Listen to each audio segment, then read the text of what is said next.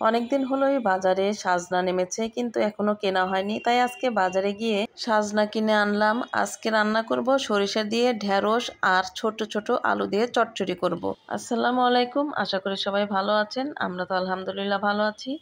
ইফতারের জন্য আলুর চপ বানাবো, তাই দুপুরের পরপরই আলুটাকে সিদ্ধ করে নিয়ে ভালোভাবে ম্যাশ করে কাঁচামরিচ, পেঁয়াজ, ধনেপাতা, সরিষার তেল, স্বাদমতো লবণ, চাট মশলা দিয়ে সেই পুরটাকে রেডি করে রাখছি।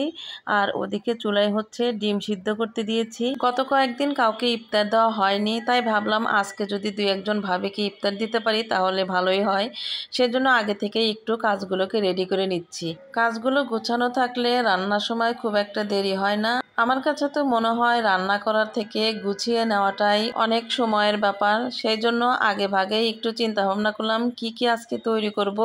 তো সেই অনুযায়ী কাজ শুরু করে দিয়ে দিলাম। আর এই তো ডিমটাকে সিদ্ধ করে নিয়েছি। আলুর পুরের ভিতরে ডিমটাকে বসিয়ে দিয়ে হাত দিয়ে চেপে চেপে সুন্দর একটা চপ তৈরি করে ফেলবো। আর সবগুলো রেডি হয়ে গেলে কিন্তু আমি এগুলোকে ফ্রিজে কিছুক্ষণের জন্য রেখে দেব সেট হওয়ার জন্য। আর যখন আমি ইফতারের আগ দিয়ে এগুলোকে ভাজবো তখন বের করে ডুবো তেলে ভেজে নেব। তো তার আগে কিন্তু এটাকে বেসনের ভিতরে ডুবিয়ে নিতে হবে। আমরা সবাই জানি ভাজা পোড়া খাওয়া ঠিক না, তারপরেও ইফতারের সময় এই ভাজা পোড়াগুলো না থাকলে কিন্তু একটুও ভালো লাগে না। বিশেষ করে পরিবারের ছোট সদস্যরা কিন্তু এগুলো খেতে অনেক পছন্দ করে। যদিও আমি প্রতিদিন এগুলো বানাইনি, আমি আজকেই হচ্ছে ফার্স্ট টাইম আলুর চপটা বানাচ্ছি। রমজানের শুরু থেকে এই পর্যন্ত আজকেই প্রথম। তো দেখলাম একদিন বানিয়ে মেয়েদেরকে খাওয়াই, তারপরে আর না বানালেই হবে। তারপর এই তো দেখতে দেখতে কিন্তু দুটো আমি বানিয়ে ফেলেছি। হাতের সাহায্যে চেপে চেপে আলুর চপগুলোকে রেডি করে নিচ্ছি। আর এইভাবে আগে থেকে বানিয়ে ফ্রিজে রেখে দেব, তাহলে অনেক সুবিধা হবে। আর ছোলাটা তো আমার আগে থেকেই রান্না করা ছিল, শুধু আজকে ডেকোরেশনটা করা আপনাদের সাথে শেয়ার করতেছি।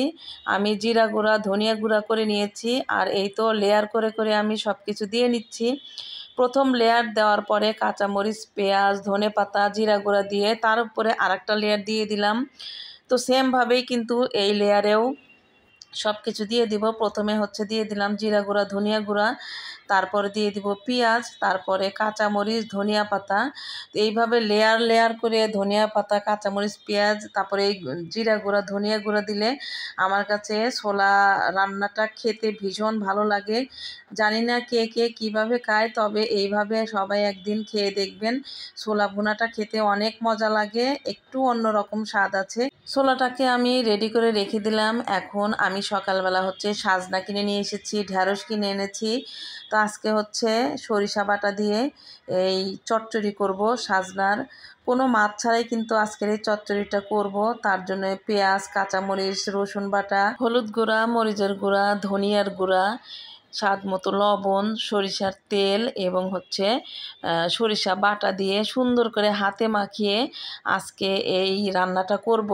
আমার মতো এইভাবে কে কে সরিষা বাটা দিয়ে সাজনা রান্না করেন একটু কমেন্টে জানিয়ে দেবেন। আর আমার এই রান্নাটা খেতে কিন্তু অনেক মজা লাগে।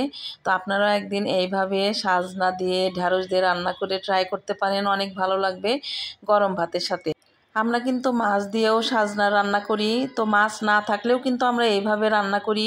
মাখানো শেষ, এখন পরিমাণ মতো পানি দিয়ে এটাকে একদম চটচটি করে নেব। তো ভালো থাকবেন সবাই, ভিডিওটি আর বড় করতে চাই না। ভিডিওটি ভালো লাগলে অবশ্যই লাইক, কমেন্ট, শেয়ার করে পাশে থাকবেন। আল্লাহ হাফেজ।